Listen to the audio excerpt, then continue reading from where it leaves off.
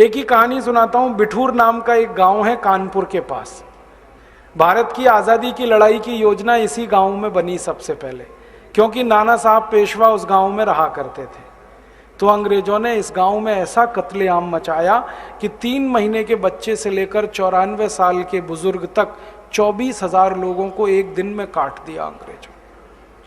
पूरा बिठूर उन्होंने नर विहीन कर दिया था, खाली हो गया था पूरा बिठूर। और 1 सितंबर 1857 तक जो देश आजाद हो गया वो फिर अंग्रेजों की गुलामी में फंस गया। और दोबारा जब अंग्रेजों की गुलामी आई तब अंग्रेजों ने कहा कि अब भारत दोबारा से कभी हमारा विरोध ना करे, इसके लिए अत्याचार और ज्यादा करो। तो पुलिस बनाई, सेना लाई, फिर ये इनकम टैक्स लाया, फिर सेंट्रल एक्साइज लाया, फिर सारे तरह के डिपार्टमेंट खड़े कर दिए इस देश, और सब कुछ हमारा छीन के खत्म कर दिया हमको। फिर हमने दोबारा लड़ा अंग्रेजों से। 1857 में एक बार हम परास्त हुए, फिर 1870 में हम संगठित हुए, फिर हमने लड़ाई लड़ी। और 1870 की ये जो लड़ाई हुई, इसमें भारत के एक महान सन्यासी का सबसे बड़ा योगदान था, स्वामी दयानंद सरस्वती।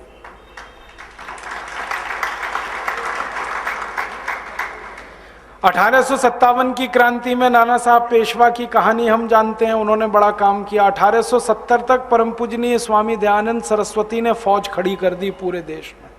आर्य समाज, औपचारिक रूप से इसका उद्घाटन तो 1875 में हुआ, लेकिन अनौपचारिक रूप से काम इसका 1870 से ही शुरू हो गया।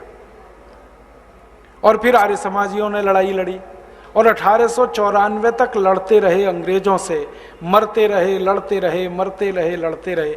फिर 1894 में लोकमान्य तिलक आए, उन्होंने फिर लड़ाई शुरू की और 1920 तक वो लड़ते रहे। लोकमान्य तिलक के साथ लाला लाजपत राय, विपिन चंद्र पाल, ऐसे कई क्रांतिकारी थे। फिर 1920 में महात्मा गांधी ने कमान संभाली और गांधी जी ने फिर पूरे देश को खड़ा किया और वो 1947 तक लड़ते रहे। बीच में भगत सिंह, ऊधम सिंह, चंद्रशेखर का भी अध्याय जुड़ा, वो सब आप जानते हो। जब हम 47 में आज़ाद हुए 15 अगस्त को, तो महात्मा गांधी को किसी ने पूछा, और वो कोई नहीं था, BBC का एक रिपोर्टर आया गांधी जी से इंटरव्यू लेने, और उसने पूछा, बापू अब तो देश आज़ाद हो गया, अब आप किससे लड़ोगे? अंग्रेज तो चले जाएंगे, अब आपकी लड़ाई किससे होगी? तो गांधी जी ने कहा, अभी देश आज़ाद नहीं हुआ, अभी तो खाली अंग्रेज भारत छोड़कर जा रहे हैं। अभी तो अंग्रेजों की बनाई गई जो व्यवस्था है, जो कानून है, जो नियम है, इनको हमें बदलना है। असली लड़ाई तो अब शुरू होगी। तो उसको समझ में नहीं आया BBC के रिपोर्टर को। तो गांधी जी ने उसको और हल्का करके समझाया कि देखो, अगर अंग्रेज चाहें तो भारत में रह सकते हैं, मेहमान बनकर, हमारे मालिक बनकर हम नहीं रहने देंगे उनको। लेकिन अंग्रेजों का बनाया हुआ ये जो तंत्र है, ये जो व्यवस्था है, जिसको गांधी जी कहते थे अंग्रेजियत, गांधी जी ने अंग्रेजियत को परिभाषित किया, अंग्रेजों के कानून, अंग्रेजों के नियम, अंग्रेजों की व्यवस्था, अंग्रेजों का तंत्र, ये सारा अंग्रेजियत।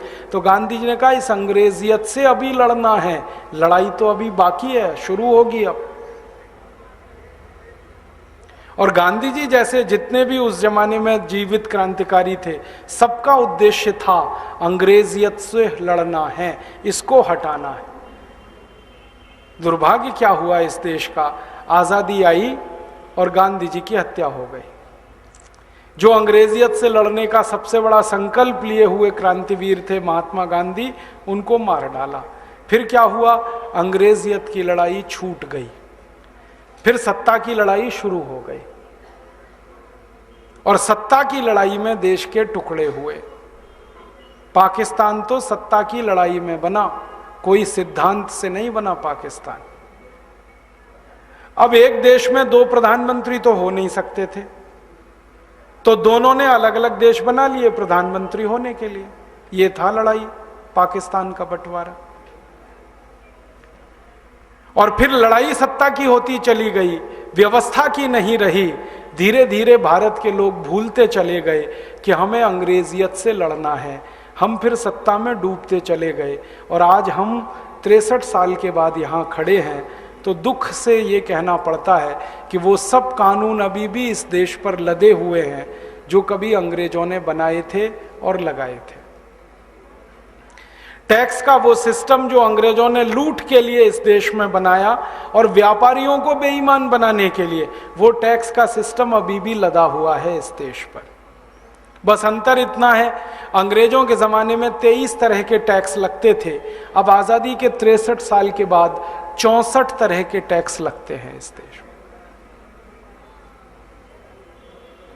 अंग्रेजों ने जो पुलिस का कानून बनाया, इंडियन पुलिस एक्ट, वो आज भी लदा हुआ है इस देश पर। अंग्रेजों ने जितने कानून बनाए 34,735 सब लगे हुए हैं, एक भी कानून नहीं हटाया इस देश की सरकारों ने।